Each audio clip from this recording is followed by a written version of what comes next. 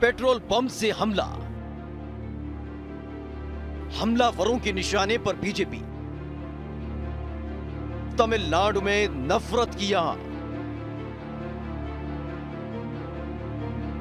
तमिलनाडु में बीजेपी के दफ्तर से लेकर बीजेपी से जुड़े कार्यकर्ताओं के घर पर हमला हो रहा है। एक के बाद एक हमले की तस्वीरें सामने आई हैं, जिसमें बेखौफ होकर हमलावर पेट्रोल पंप का इस्तेमाल कर रहे हैं। अलग अलग जिलों में ये हमले जारी हैं। तमिलनाडु के मदुरै में हमलावर ने आरएसएस सदस्य के घर को निशाना बनाया, जिसका सीसीटीवी फुटेज सामने आया है, जिसमें एक लड़का भागता हुआ आता है। उसके हाथ में पेट्रोल बम है, जिसे वो एक घर के अंदर फेंकता है। इसके बाद दूसरे पेट्रोल बम को फेंकता है और फिर जोरदार धमाका होता है। तभी पीछे से एक मोटरसाइकिल सवार आकर रुकता है, जिस पर सवार होकर वो लड़का फरार हो जाता है।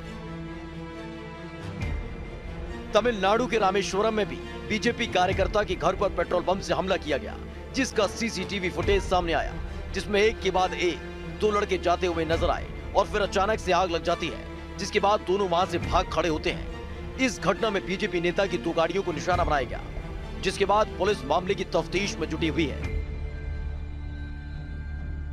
तमिलनाडु के ज्यादातर जिलों में कुछ इसी तरह की नफरत की आग धधक रही है और इस आग के निशाने पर बीजेपी और आरएसएस के नेता और कार्यकर्ता हैं, जिनको बारी बारी से निशाना बनाया जा रहा है।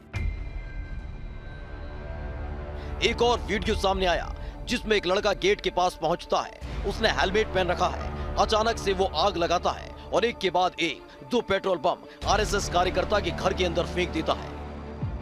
इसके बाद वो अपने साथी को आने का इशारा करता है और फिर अपने साथी के साथ मोटरसाइकिल पर सवार होकर फरार हो जाता है। वहीं इस हमले का दूसरा वीडियो सामने आया। पेट्रोल बम घर के आंगन में खड़ी कार पर जाकर गिरता है और वो कार धू धू कर चलने लगती है। एक के बाद एक हो रही इस तरह की घटनाओं के बाद अब सवाल खड़ा हो गया है कि आखिर ये हमला करने वाले कौन हैं और इनके निशाने पर सिर्फ बीजेपी और आरएसएस की कार्यकर्ता क्यों हैं।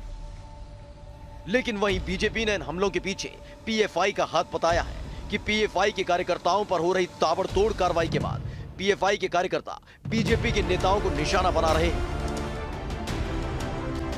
Certain groups, PFI and some other groups, targeting very specifically the BJP karyakartas, BJP party office, RSS leaders, Hindu Munnani leaders across Tamil Nadu.